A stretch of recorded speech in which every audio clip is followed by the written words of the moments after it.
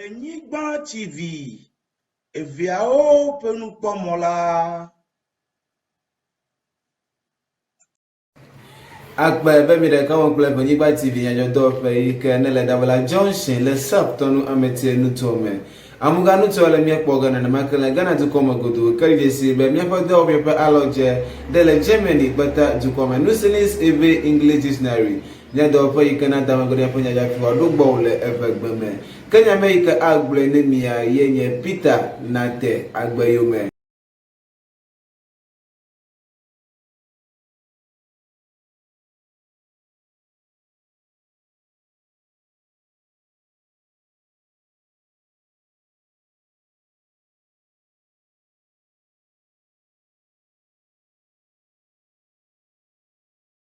Kavinema agrenya joma mi atungo dunya ome wonu do fana apotore ike ne egere avusi chacha wana ome le tema nutome le ike ma agbangare ke mele esio kale akpabubu ha kukula ya me ike de no yo ma etwano pagboda le ejisu besese nutuo me kale akpabubu anji chode jesi be le Jessica nutome ike ni amuga nutua aponore jagba ike u echo evie ike ne akonga kereka ko afugbere edu ade me kemia panu pola he eklubu mi godo gele egbeto mi la matro vi mava ne mi ahogbeda sile nusinis eve English na do fiegbo ndemi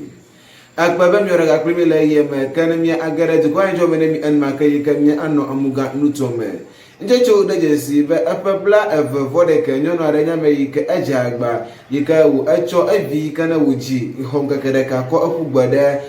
eduare yike ne ele Jessica nutome kajecho de jesi be apono bla evode ke nyono ye anya mere yike awon ne papore paple eno ike gbowole le Jessica nutome ka kobito yike no le Jessica nutoma onya me yike odi ko globe nutoma to nya me yike ba ko jichu ne yobe apano ejibi ga kala mfoka yumo ga no evipomle apano eso yike yumonye afi tutu de viera afi mole de vipanu wana osem le afiemo kama we ba kobito jagba yike wo gade de vie didi wana kwakple gbebie apano yike eno etipo be ya asile kobito nu le epa fore de wana akpaji kala susumata kobito yika wonya ajamanu komo kula wo jagba yika wo gara chacha alwode asichacha wana o mayika wo kwede jesibe aguti doare yika na eno apiema chanva ya echo de vie ko fugbala aguti duome kala kobito openya noa wode jesibe yo ten ko de vie ba yo ayida ko jiplo suba do mahi atem ano agbalo alo etroma gbado hi yenye emaha akala opa ko jidodo ma dokita oglobe de vie enye ni ka etro magba huhuhu kala kobito openya noa wonya me yika ode ko globe kure agbebie apona nti ametende nyade ka gobi ko glo le susueta na wucho bi kana wuji hobe alo bi kana wuji yina honga kereka ko fugbale aguti doye me barako ka kobito nya me yika ode ko gbenye dola obe ngoma gugu poto gale eji ga kule nyanu ye ika ni chode sare ika akpoto kwa kule echo ko ide bonwa hemo katan yo akojo choji akona dɔwɔlawo le amuga kakle Ghana dukɔ me sia ke Ewenyigba TV Nyadzɔdzɔwo pe mia kpɔtɔ yike mia akplɔ wɔna ye ɖogbikpli de sare yike ne adomoda ne mia atsɔe adza ɖe yavalãtsi ne mi ne mia atso le amuga nutɔ me yike mia anɔ tema nyadagawo le hem de gobe tema District Community Center Court yike nye bɔndrɔƒe yike ne le tema nutɔ me enya be yike edo fene apɔtɔ Asian Terry kanu yike wo nye be apɔtɔ ya ajagba yike wo gede avunyinyi kpakple todzonyinyi le eduma me kantso de jesi be bɔnu ajagba yike wo tsɔ gahome yike nye Ghana ga cedi akpe atɔ yike nye 5000 Ghanaian cedis wo kɔna apɔtɔ ye be le ba fora de wakata me le tema nutɔ me le yike mo gede avunyi kpakple todzonyinyi ba poe dia menye nu yike ese alo permit aho ya figure ne pe afora de wana o me ke le bɔnu yike bɔndrola apɔtɔ Festus nunana fovi enya me yike eno bɔnu zikpe me yike efukone apɔtɔ Terry kpakple egahuma yike ne me gblɔ le yike me wo tsɔ enya wa me etɔrenti yike nye gbam unauthorized sleeping of animals yike nye dogs le epe apeme nenema ha enyatsɔɖeŋu evele nye be keeping of animals on premises ke etɔ nye be non-finance with animals in absentia notice ike fiebe enuama eton ya gba anya bere ike ala abunyim le yento opo me hana ashichacha wona ebele anya be egere agusi chacha wona o mele am how do me ketotola anya bere ike eda le ese ike nele assembly alo district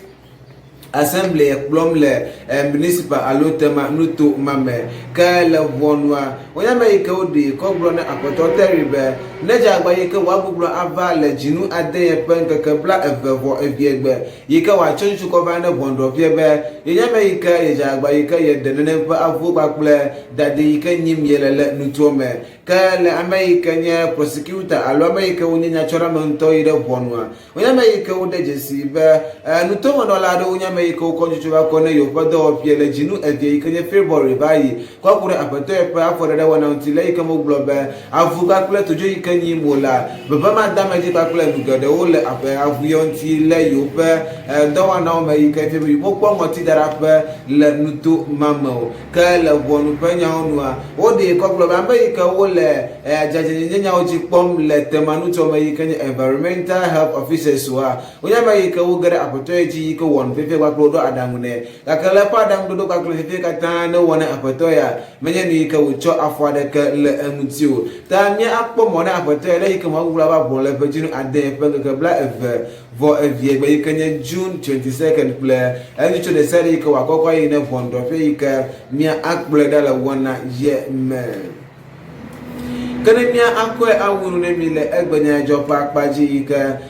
mia ano jokwe fonya de ike no modum dale ashanti nutome nchuchu de jesi be abukula de nyame ike aja agba ike wodi be ya to abugade onti le modudoji ike ebu egele esi ike obalo no bi wa eton ande ole me ike no vi ma wa oba agbe edonchi afoku yeme ka wodi jesi abukula be enye apoto justice adija kele wona yema aja agba ike wo edibe ya overtaking alo ya ato obu onti le agbososo me ike metin po mone alo metin po mone afoku havi nene panu jora amejie etendo modal ka wo de jesi pebla adenvo eve abotore ike wo eden kona be Hamidu Muhammad bakla pebla enne abotore ike nye Masadu Nalku kajujo de jesi be le wana yemuti a onya me ike wo atro megbele ejisu government hospital ike nye jiru dono koji ike ne ele ejisu nutome ka ama etole ike nye pebla aton Abdul Rahman Muhammad ike ho pebla aton anya mere ike buo pagbe le ike mo wo ko ide konfo no teaching hospital do yopia me ike wa adagbalenti elabe abi kana wo kola afokwo ma anya ni ike ejinwo kajujo de jesi be le jinu ade pe ke gbanto gba ye apoto ha wutro megbe ike uzu am etolia ike ne akpo afoku ike ne wutro megbe kala ko vito penya noa wodi ko globe abukula ele yo asime ike yelo ngoma ko wana ike majijiwa yo akule ako aida bonu ke Ewenyigba TV nya do pi akpoto ike wo akule wana edo plus when sari ike na adu akochuma mia adere ya balanchi nemi